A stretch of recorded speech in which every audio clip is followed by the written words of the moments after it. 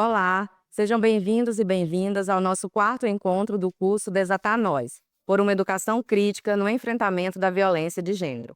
O título do nosso encontro de hoje é Dinâmica das Relações de Gênero, Raça e Classe. Eu sou a professora Amanda Badarani e estarei com você ao longo desse curso.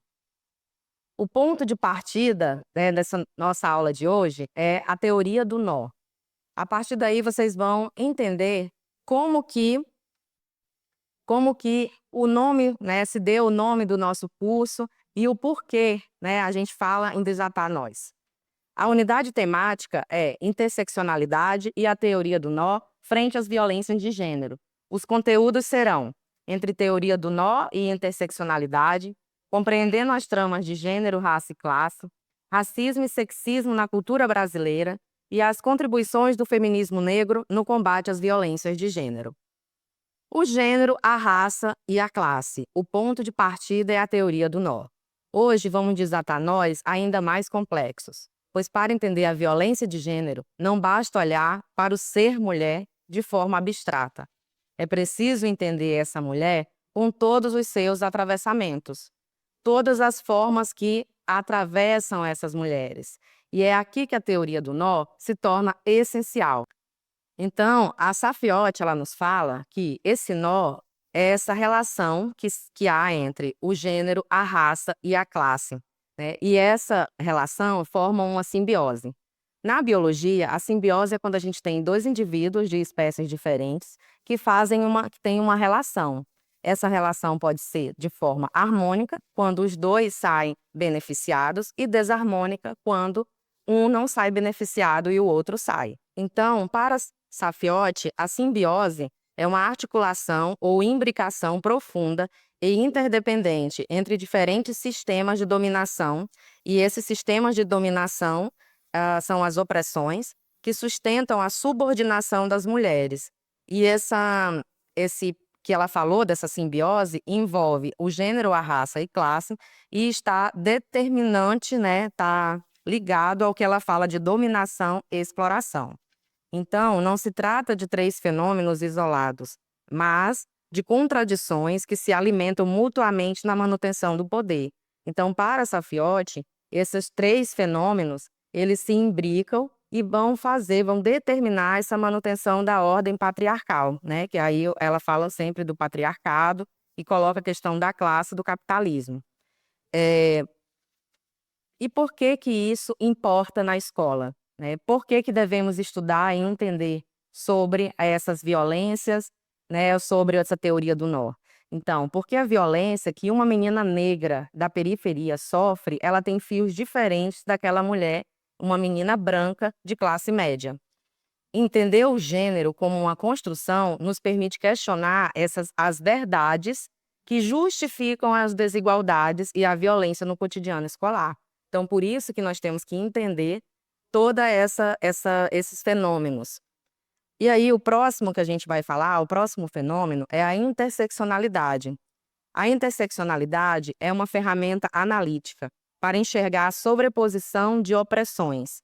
Serve para entender que o racismo, o capitalismo e o patriarcado são parte da mesma estrutura. Então, a Carla Acotirene nos fala que, eu coloquei uma figura aí, está representada para vocês darem uma olhada, que nós vamos ter esse racismo, o capitalismo e o patriarcado em uma encruzilhada. Então, percebam na imagem que tem uma mulher ao centro, e essa mulher ela está sendo atacada, vamos dizer assim, ela está sofrendo as opressões que vêm tanto do gênero, quanto da raça, quanto da classe.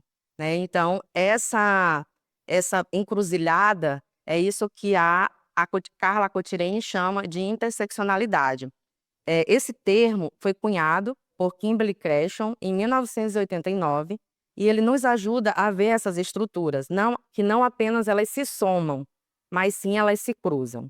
Então, é importante a gente entender que tanto o nó que a Safiotti fala, quanto essa encruzilhada da interseccionalidade, elas são parecidos. Lógico que vão ter as diferenças, qual o tipo de feminismo que as utiliza, mas explica, que dá a entender o que é como que é causada essa violência de gênero, né, e ela não se encontra somente isolada, a violência ela não acontece por si só, não é de forma natural, ela tem um lugar de onde ela veio, né, então ela tem uma questão estrutural, e isso a interseccionalidade e a teoria do nó explica. Como diz a Cotirene, a interseccionalidade é uma ferramenta para enxergar as mulheres que o feminismo tradicional muitas vezes deixou para trás. Então, aquela mulher, a negra, a mulher indígena, a mulher pobre da periferia. E isso a gente não está falando em acumular preconceitos, mas sim entender que a experiência de violência de uma mulher negra é qualitativamente diferente de uma mulher branca. E é isso que a gente tem que entender quando a gente for, né, para a escola. No Brasil, esse nó ou essa encruzilhada tem cores e origens muito específicas. Ao lermos o pensamento feminista brasileiro, encontramos Lélia Gonzalez, que nos ensina sobre a articulação entre o racismo e o sexismo.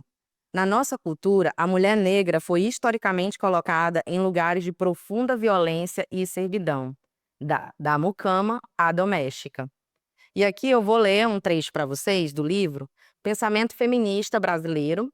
Esse livro, ele tá lá em PDF para vocês, no Moodle, para vocês lerem. E dentro ele é uma compilação de artigos, de textos. E eu vou ler para vocês o da Lélia Gonzalez. O título é Racismo e Sexismo na Cultura Brasileira, Lélia Gonzalez.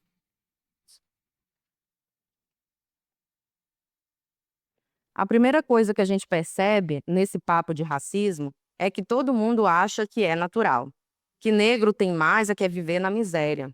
Por quê? Ora, porque ele tem umas qualidades que não estão com nada. Irresponsabilidade, incapacidade intelectual, criancice, etc e tal. Daí é natural que seja perseguido pela polícia, pois não gosta de trabalho, sabe? Se não trabalha, é malandro. E se é malandro, é ladrão. Logo, tem que ser preso naturalmente. Menor negro só pode ser pivete ou trombadinha, pois filho de peixe, peixinho é. Mulher negra, naturalmente é cozinheira, faxineira, servente, trocadora de ônibus ou prostituta. Basta a gente ler no jornal, ouvir rádio e ver televisão. Eles não querem nada. Portanto, tem mais é que ser favelados. Racismo? No Brasil? Quem foi que disse? Isso é coisa de americano. Aqui não tem diferença, porque todo mundo é brasileiro acima de tudo. Graças a Deus. Preto aqui é bem tratado. Tem o mesmo direito que a gente tem. Tanto é que quando se esforça, ele sobe na vida como qualquer um. Conheço um que é até médico. Educadíssimo, culto, elegante e com umas feições tão finas, nem parece preto. Lélia Gonzalez. Então, no texto da Lélia, a gente percebe, ela faz uma crítica, né, através aí de uma ironia dentro do texto dela, e ela faz essa articulação entre a dominação de gênero e a discriminação racial. E ela fala também nesse texto dela, que é bem marcante, é o legado colonial que essa mulher tem. A naturalização da mulher negra em lugares de subalternidade, de servidão. Então, ela passou a ser de escrava, da mucama, agora ela é a doméstica, a prostituta. Então, no Brasil, o racismo é o pilar que sustenta as desigualdades de gênero. Então, tanto a Lélia como outras feministas negras brasileiras, né, fala sobre esse pilar que sustenta essa desigualdade de gênero. E a Safiotti vem, né, reforçar isso. No seu livro Mulher na Sociedade de Classes, reforça que o capitalismo brasileiro é dependente dessa desigualdade de gênero. Então, o racismo e o sexismo, eles não são erros do sistema, eles são o combustível que mantém a máquina funcionando. Na escola, isso aparece quando as expectativas sobre o desempenho ou o comportamento de uma aluna negra são atravessadas por estereótipos, que vêm do período colonial, esses estereótipos que eu estava citando, mas que ainda dita quem merece proteção e quem é naturalmente forte para aguentar a violência. Então, quem merece a proteção seria a menina branca, a aluna branca, e quem aguenta a violência, a menina negra. E aí eu faço a pergunta para vocês, né? Em algum momento, nessa trajetória acadêmica de vocês, vocês perceberam quando uma aluna ou uma colega de trabalho são atravessadas por esses estereótipos? Esse é o questionamento, né, que eu quero deixar para vocês aqui, que vocês podem fazer, né, as respostas lá no fórum, tá?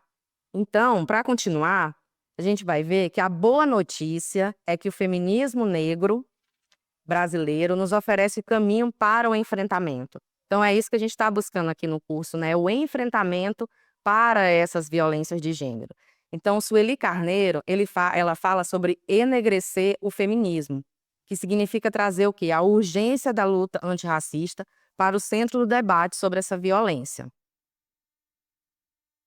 E aí, o que a gente pode aprender com essas teóricas, né? Com a Sueli Carneiro, com a Lélia Gonzalez. Então, a gente pode aprender que temos como combater a violência de gênero na escola, e isso exige um olhar antirracista.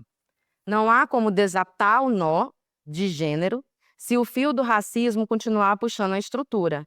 Então, quando a gente vai desatar esse nó, a gente tem que tomar muito cuidado para não acabar puxando mais ainda o outro nó, né? Então, quando ela usa, né, a Safiotti usa essa metáfora do nó, é nesse sentido, né?